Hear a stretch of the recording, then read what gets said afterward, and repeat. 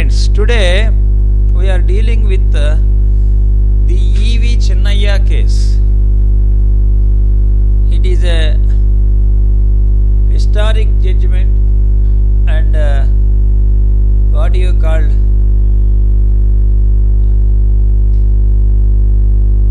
which is having an important impact on the field of reservations.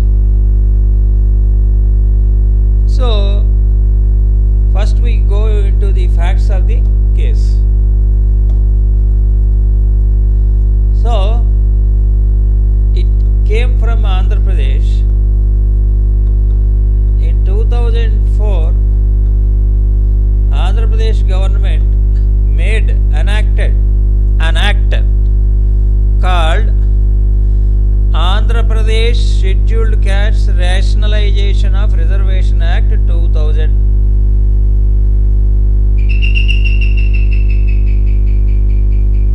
It has been enacted in the year 2000. Before that,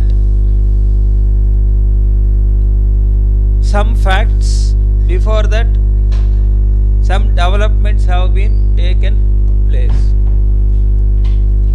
The government, after noting the reports from MPs and MLAs and other reports regarding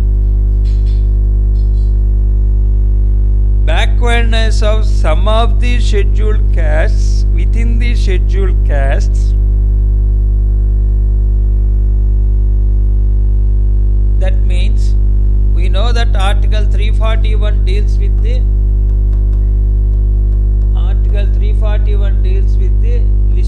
presidential list of scheduled castes. Scheduled caste is not one caste, it is having a number of castes. So, within the castes of scheduled caste, some castes are more backward compared to some other castes. So, these most backward castes are not representing in educational or in public employment. To that extent, some reports are there before the Andhra Pradesh government. So, Andhra Pradesh government initially appointed a commission, Justice Ramachandra Raju Commission. Justice Ramachandra Raju Commission, who has made recommendation to subcategorization of scheduled castes into A, B, C, D, 4 castes, 4. So, and apportionment of reservations of total 15%. Total 15%. We know that 15% of reservation has been given to scheduled caste people altogether. Out of these 15%, some percent to A, some percent to B, some percentage to C, some percentage to D. That apportionment also made recommendation by Justice Ramachandra Raju Commission. So what happened? All those GOs and initially government issued GOs basing on this Justice Ramachandra Raju Commission. It has been struck down and again ordinance has been brought that was challenged. Pending that challenge, act has been made by the government. Now that act also has been challenged before the Andhra Pradesh High Court. So Andhra Pradesh High Court dismissed that challenge. That means uphold the validity of the act. Uphold the validity of this act. Then again this matter has been carried to Supreme Court. Now the matter, not now, in this case, in this judgment, the matter has been examined by Supreme Court. Matter means the validity of the act. So this is the brief background of the act. Now come to what are the principles, what are the question of law decided in this judgment. So come to what do you call the questions decided by this honorable court. Because of this high court high court bench is consisting with 5 judges, again this matter has been come to 5 judges bench straight away in Supreme Court. So Supreme Court consisting with 5 judges bench headed by Santosh Hegde has examined this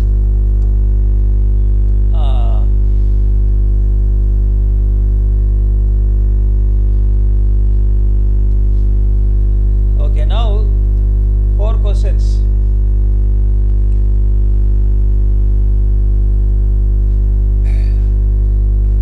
Some questions have been framed by Supreme Court. Whether the state legislative power is curtailed or eclipsed by any provision of the Constitution. This is a question raised before High Court. Before High Court, 6 questions have been raised. What are that? Whether the state legislative power is curtailed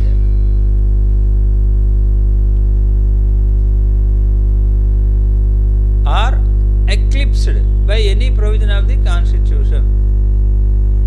Whether the impugned act is beyond the legislative competence of the state and is violative of Article 341(2). Whether the impugned act violates Article 14, 15, 16. Whether the impugned legislation is a colorable piece of legislation.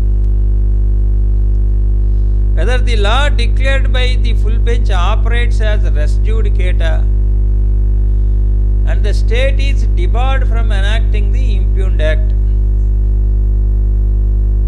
Whether the act is invalid for non-compliance with the provisions of Article 338 of the Constitution.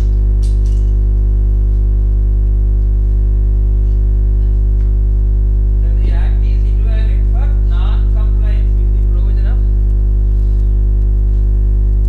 All answers to the aforementioned questions were rendered in favor of the state.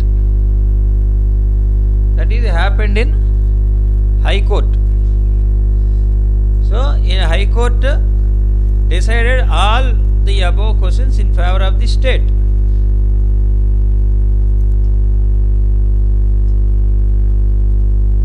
Okay, now come to what happened in Supreme Court.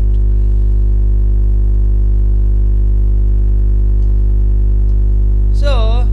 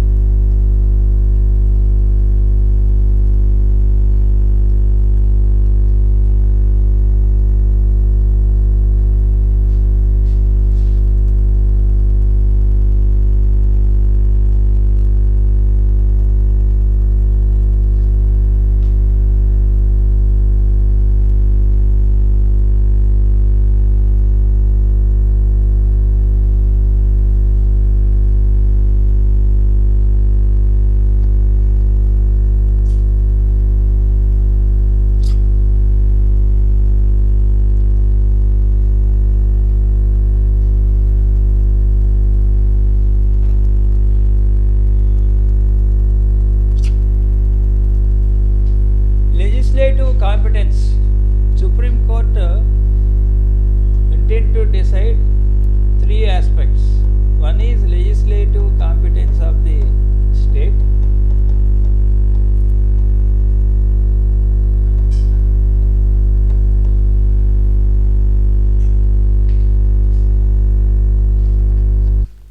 Number two is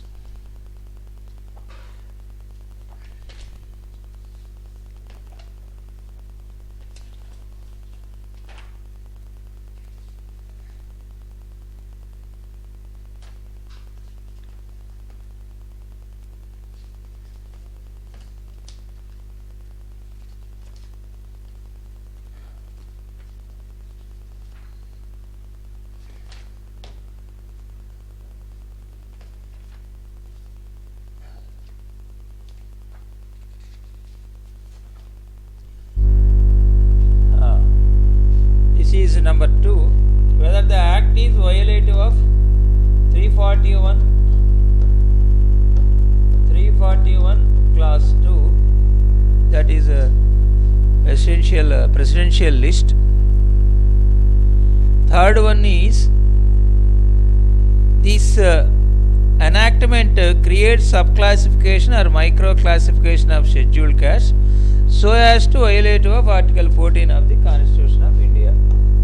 Whether this act is violation of Article 14.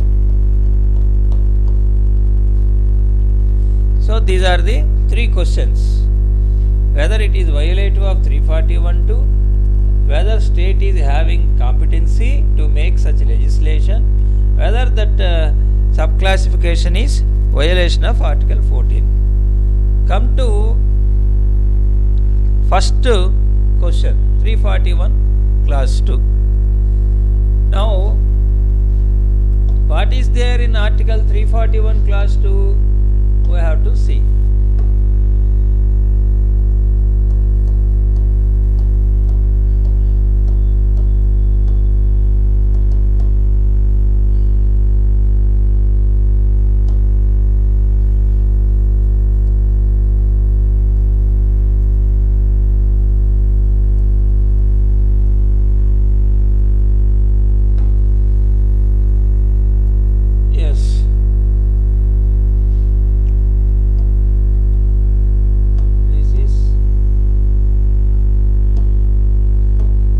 The President may, with respect to any state or union territory, the President, any state or union territory, where it is a state, after consultation with the governor thereof, by public notification, specify the castes, races, or tribes, or parts of groups within castes, races, or tribes, which shall, for the purpose of this Constitution, be deemed to be scheduled castes. Be deemed to be scheduled caste in relation to that state or union territory, as the case may be. So, President will notify. What? President will notify what is this scheduled caste. 2. Parliament may by law include in or exclude from the list of scheduled castes. So, Parliament may by law include.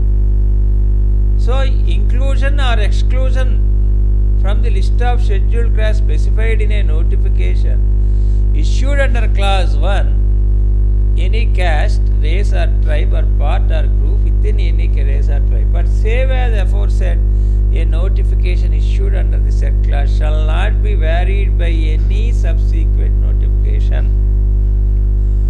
So,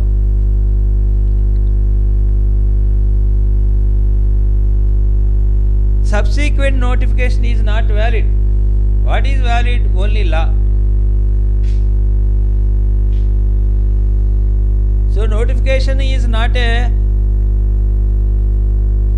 alteration to the earlier notification. Subsequent notification is not a remedy for earlier notification. What is remedy? Only law is remedy for the notification. First notification. There is no first and second, only one notification. If there is any second notification, it is not valid. So Parliament may by law include or exclude from the list of scheduled caste specified in a notification. So through public notification under 341 clause 1, President may include scheduled caste. Then only by law inclusion or exclusion. Law, that too only Parliament. Only Parliament has the power. That is the 341 clause 2. So now what is the question before the Supreme Court? First question before the Supreme Court is whether this act is violation of 341 clause 2. Now the appellants, that means the petitioner and counsels and the persons who are argued in favor of subcategorization of scheduled caste, argued that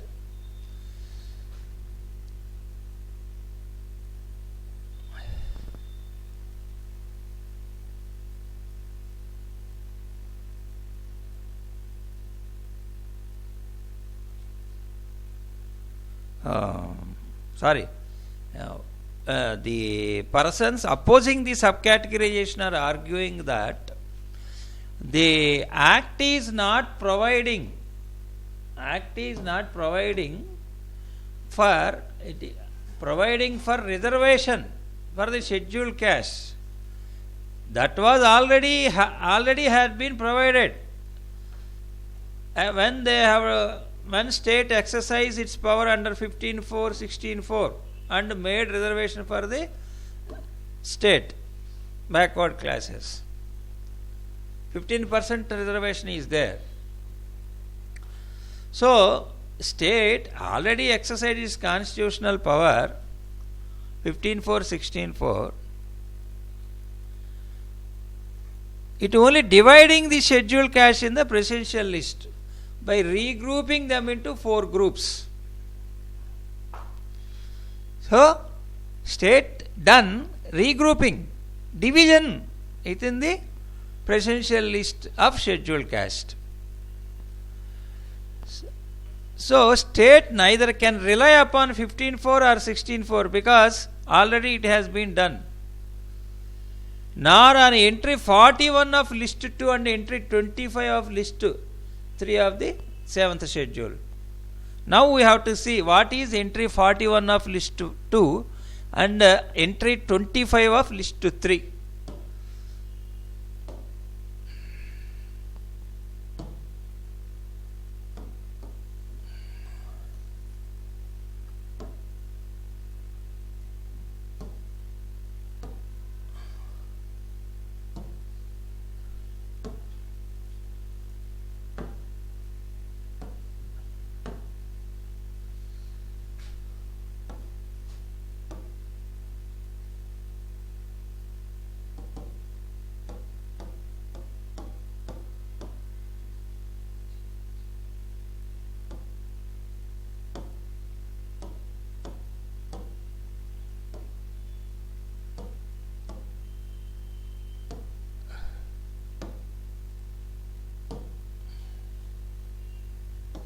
So 7th schedule, list 1, we have to see entry 45 of list 2.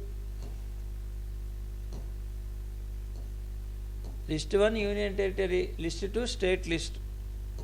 What is 45 in state list? Land revenue including the assessment and collection of revenue survey. 41.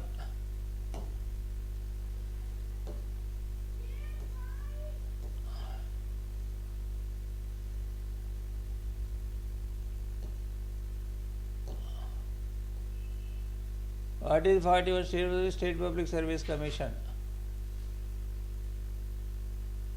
So State Public Service, State Public Service Commission. So 41 is State Public Services, that is one. And entry 25 of list 3. List 3 is concurrent list. So concurrent list 25. What is 25? Education including technical education, medical education, and so the issue is that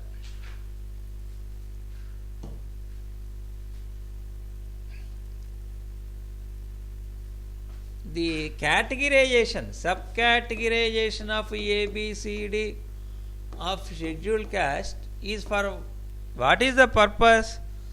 Providing this unrepresented and most backward classes of scheduled caste opportunities to education and public services.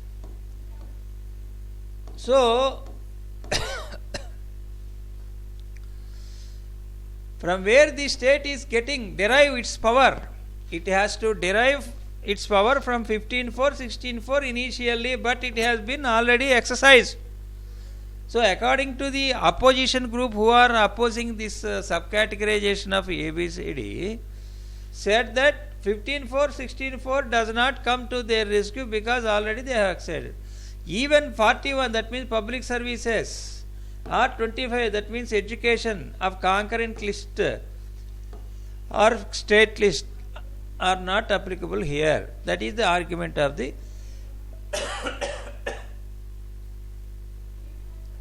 opposing persons, rival groups. So come to doctrine of pith and substance. So what is doctrine of pith and substance? What is the substance? What is the content? What is the basic aspect involved in that act? So it decides to the legislative competence. When legislative competence of a legislature with a particular enactment is challenged with reference to the entries in various lists, and if there is a challenge to the legislative competence.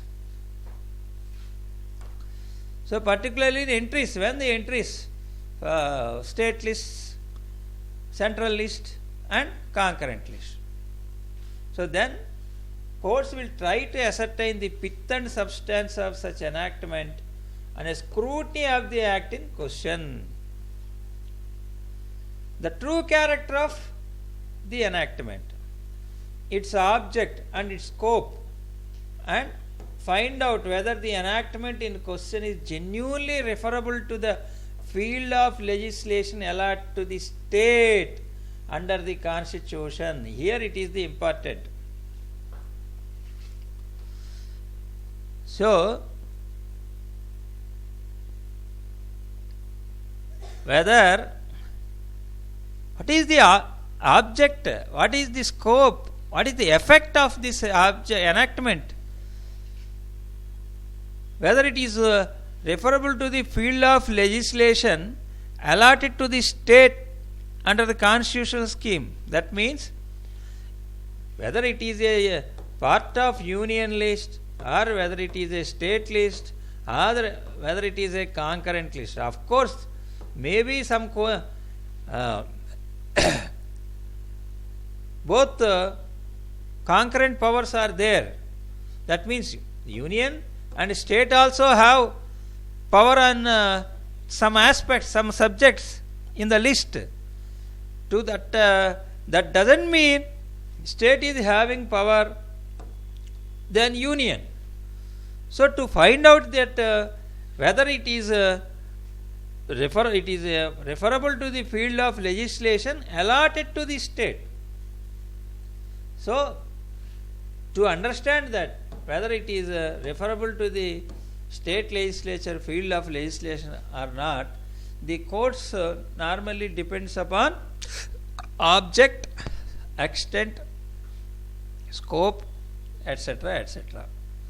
So now, keeping this doctrine of pith and substance,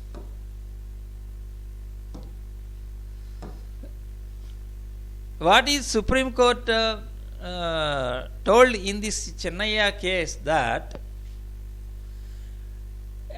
basing on the keeping this doctrine in mind, it analyzed the enactment of 2000. So what it says? It is an act to provide for rationalization of reservation to the scheduled castes. Rationalization of reservation to the scheduled caste in the state of Andhra Pradesh. For what? To ensure their unified and uniform progress in the society. So, uniform and unified progress. Number one, rationalization. Number two, unified and uniform progress of the society. Not society, progress in the society. So, that is the object. Next, what is the preamble says? It is also give effect to Article 38(2) found in Part 4. What is 38(2)? Directive principles. Equal distribution of natural resources.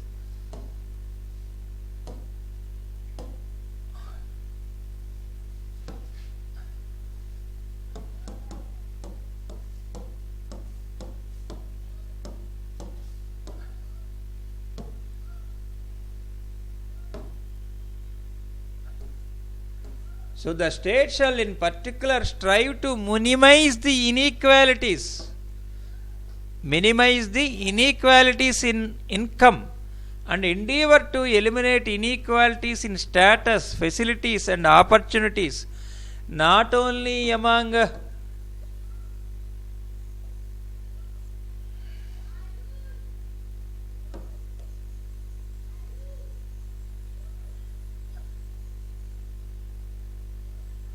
So, strive to minimize the inequalities in income and endeavor to eliminate inequalities in status, facilities and opportunities, not only among individuals but also among groups of people residing in different areas or engaged in different vocations. So, here minimize the inequalities in income or in status, facilities and opportunities. This has been brought into the picture. So that is the preamble of the Act. Now, further this Honorable Supreme Court says that is not the sole criteria. The court will have to examine not only the object of the Act as stated in the statute, but also its scope and its effect. So, up to now only object has been examined. Now the scope and effect. To find out what? To find out whether the enactment in question is genuinely referable to the field of legislation allotted to the state. So that is the question, whether it is a state field of legislation or central. To find out that not only the object, what is the scope, what is the effect, it also has to be examined according to the Supreme Court. So it is examined and says further that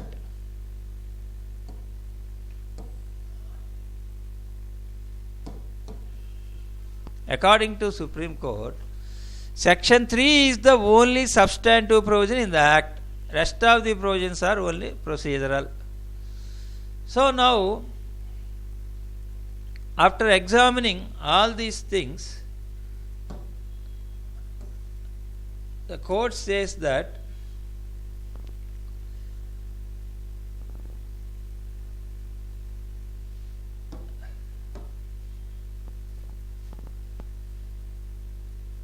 The primary object of the impugned enactment is to create groups of subcastes in the list of scheduled castes applicable to the state.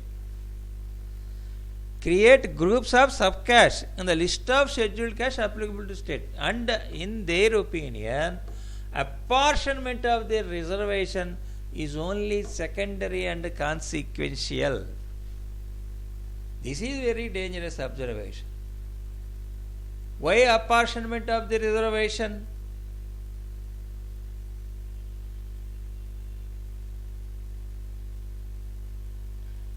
And things. Why creation of subcaste in the list of scheduled castes? Okay, anyway. So whatever may be the object of this subclassification and appointment of the reservation, apportionment of the reservation. So they don't bother about the object.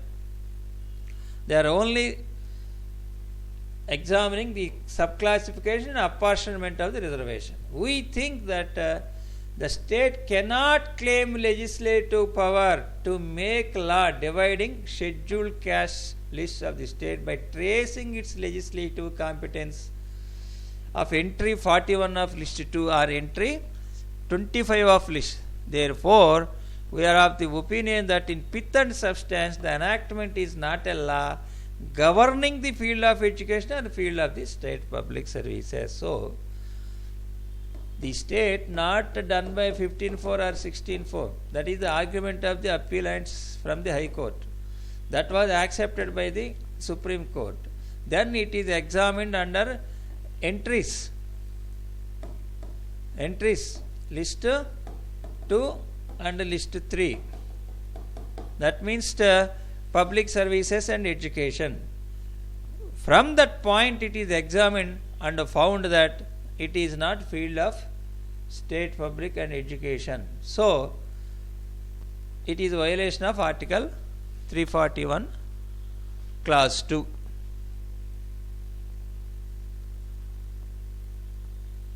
That is next.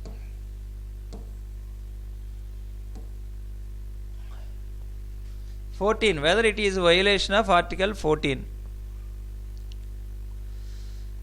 So, for this purpose, Supreme Court says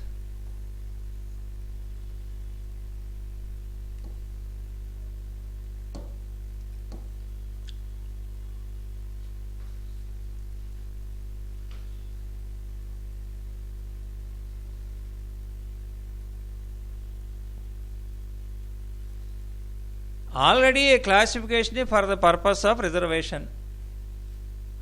In that background, the question that arises is whether further classification among the class of scheduled castes for the very same object or reservation is permissible, and if so, will stand the test of Article 41. That is the question. What Supreme Court says that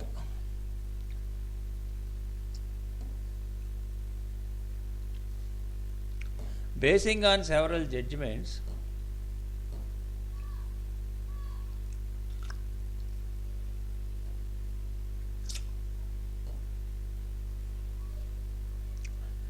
okay, before that Supreme Court considered the argument of the respondents also. That means the state of Andhra Pradesh. What is that says? Permitted, the court had, in Indira Sahani case, the court had permitted subclassification of other backward communities as backward and more backward based on their comparative underdeveloped. Therefore, the similar classification among the class enumerated in the presidential list is permissible in law. So, we do not think the principle laid down in Indira Sahani case for subclassification of other blacks can be applied as a precedent law for subclassification of caste. That means, as the respondent state is relying on judgment of Indira Sahani. According to the state, what is the ratio? Of course, what is the ratio of the Indira Sahani case? This Indira Sahani case the permitted subclassification of other backward, that means OBC. Subclassification in OBC has been permitted as backward and more backward. OBC divided into backward and M backward, most backward.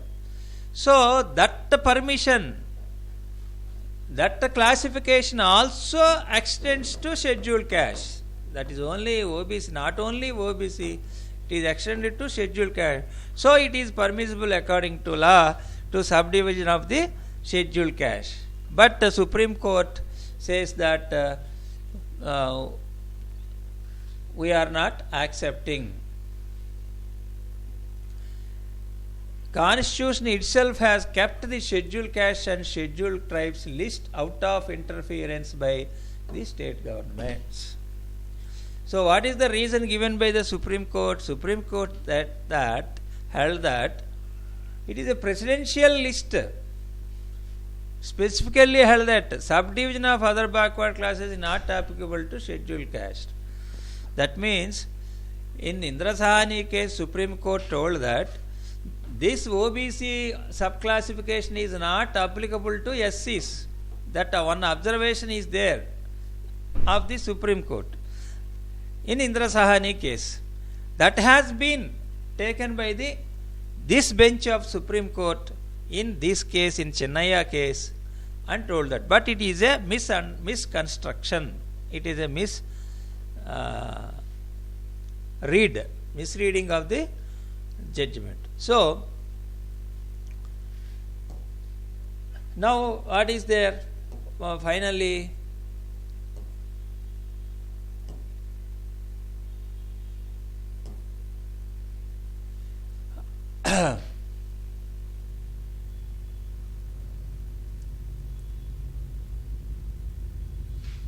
so further classification by way of micro classification is not permissible.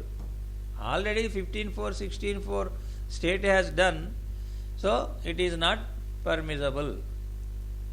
So for that they are saying that the list of scheduled caste is a class of a whole,